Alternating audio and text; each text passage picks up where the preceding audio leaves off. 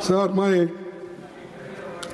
यही कहूँगा कि अब जय भीम पे आऊँगा।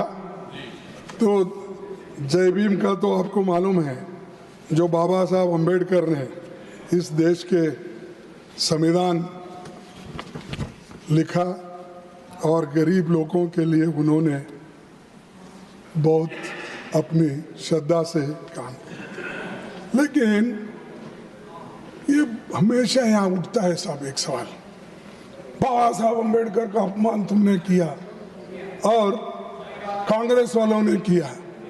साहब, उसका असल अपमान अगर किसी ने किया तो शाह साहब ने किया, जो अम्बेडकर अम्बेडकर अम्बेडकर अम्बेडकर बोल के उन्होंने किया। और आप हमको बोलते हैं सर, 18 जनवरी 1952 को लिखे गए एक पत्र में बाबा साहब खुद अपने हैंडराइटिंग से लिखे हैं। नहीं होता अपने नहीं अपने हैंडराइटिंग से लिखा है उसमें। अरे देखो भाई, देखो अपने हैंडराइटिंग से ये पत्र लिखा है। ये पत्र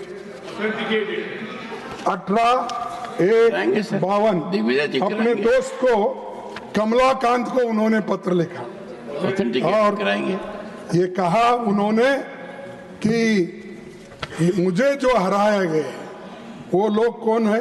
मैं क्षमा चाहता हूँ किसी पार्टी को अगर धक्का लगा तो जब मुझे माफ करना, लेकिन फैक्ट्स जब हम सामने रखते हैं तो एक इनको अपने दोस्त को उन्होंने खत लिखा, माय डियर कमल खान। मैं वो सब नहीं पढ़ता। Oscar who was here recently told me that the plot to defeat me was hatched by Dange and Savarkar, who was inflamed by my proposal to partition Kashmir. He said that was revealed to him by Sangolkar.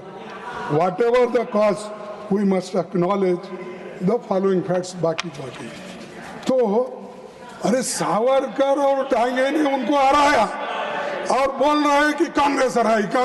Congress तो opposition, Congress एक party थी, बाबा साहब अम्बेडकर की schedule caste federation थी और वहां पर दोस्ती थी कम्युनिस्ट की, सोशलिस्ट की और शेड्यूल कास्ट फेडरेशन की।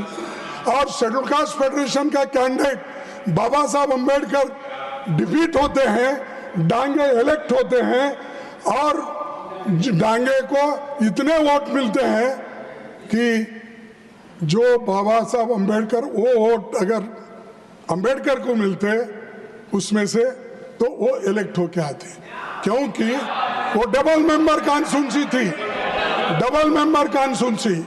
और डबल मेंबर कॉन्स्टिट्यूंसी में ऐसा कानून है, अगर जनरल इलेक्शन में अगर जनरल कैंडिडेट को ज्यादा वोट अगर मिले तो, और रिजर्व कैंडिडेट को अगर ज्यादा वोट मिले तो वो इलेक्टेड फर्स्ट, सेकंड इलेक्शन इसमें और दूसरा शेड्यूल कास्ट, यानी 2 शेड्यूल कास्ट इलेक्ट होते थे अगर वोट ज्यादा में।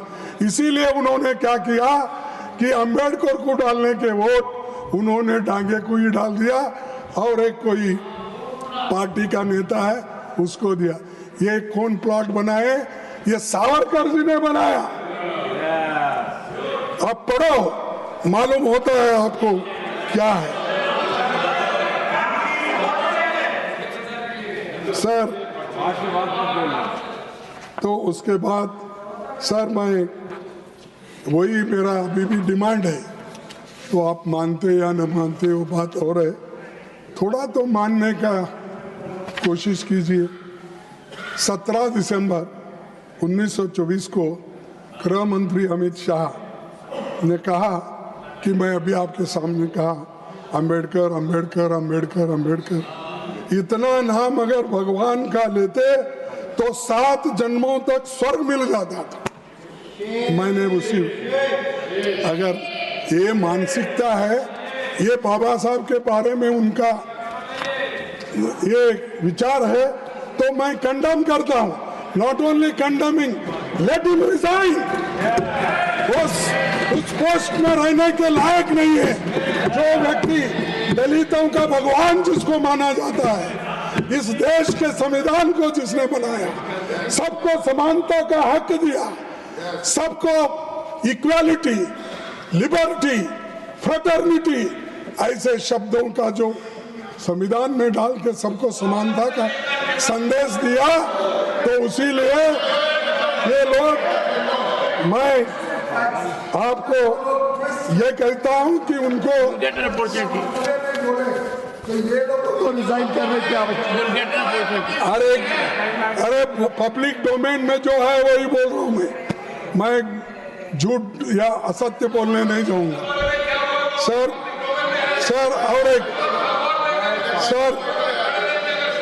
और एक बात बताता हूं।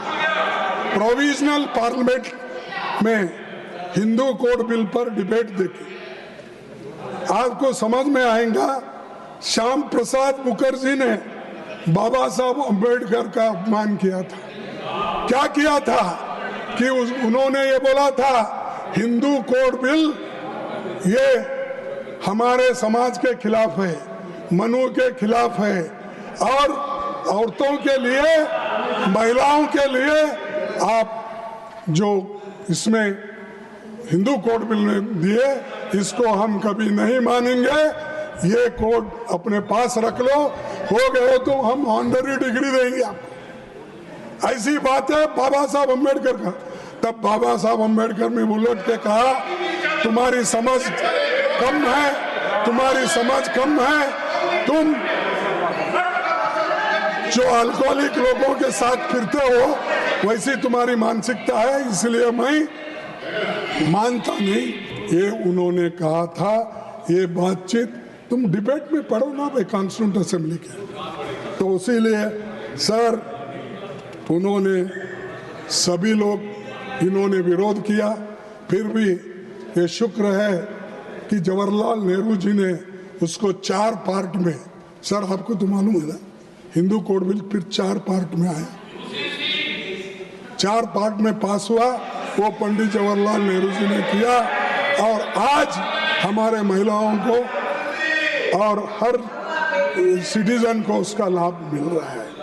तो मैं इतना ही कहता हूँ कि ये आरएसएस के लोग ये बाबा साहब का पुतला जलाए, गांधी जी का जलाए, नेहरू जी का जलाए, तो इसीलिए मैं बोल रहा हूँ कि मैं तो पुरजोर तरीके से ये कहूँगा कि वो माफ़ी मांगे, अपना पद छोड़ दे, ताकि ये बता दे कि उन्होंने कितना अन्याय दलितों के ऊपर किया है और किस भाषा में किया है। उसके अलावा पंजाब में अंबेडकर की मूर्ति को तोड़ दिए, उसी तरह से यहाँ पर जो मूर्तियाँ सामने था उसको हटा के एक पीछे कर दिए, गांधी जी का भी पीछे कर दिए। अरे क्या मिलने वाला है आपको? सब ये मूर्तियां हटा कर तुमको क्या मिलने वाला है? तुम तो बनेंगे नहीं। लेकिन जो बना है, जो देश माना है, उसकी मूर्ति अगर है तो आपको क्या दर्द है? वही भी यहाँ बोलते हैं कभी भी उठ के अंबेडकर की मूर्ति तुम, अरे वो तो 2 अप्रैल 1967 में कांग्रेस पार्टी ने लगाई थी वहां, तुम नहीं। हम सब उसके लिए लड़े थे 62 में, जब हमारे सर आपको मालूम है अपने जो पंजाब के स्पीकर थे हुकुम सिंह उस वक्त, और राधा कृष्णन वाइस उस वक्त वो लगी थी, इनके वक्त नहीं है।